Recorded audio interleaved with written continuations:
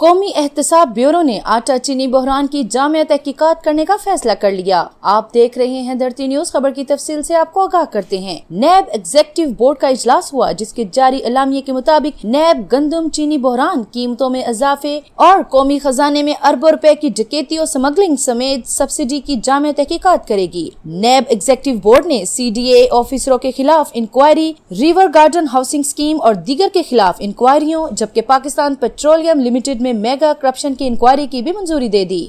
اجلاس میں نجکاری کمیشن افسران جسٹس ملک قیوم، ڈاکٹر اکرام اللہ، راجہ علی اکبرو دیگر کے خلاف انکوائری بند کرنے کی منظوری دے دی گئی، جبکہ بین الاقوامی اسلامی یونیورسٹی انتظامیہ کے خلاف شکایت متعلقہ محکمے کو بھجوانے کا فیصلہ کیا گیا۔ اس موقع پر گفتگو کرتے ہوئے چیئرمین نیب جاوید اقبال نے کہا کہ نیب نے 2 سال میں بدعنوان عناصر سے 178 ارب روپے برآمد کر کے خزانے میں جمع کرائے ہیں۔ مزید لیٹسٹ نیوز کو جاننے اور حالات سے باخبر رہنے کے لیے دیکھتے رہیے دھرتی نیوز، اور دھرتی نیوز کے چینل کو سبسکرائب کرنا نہ بھولیے گا۔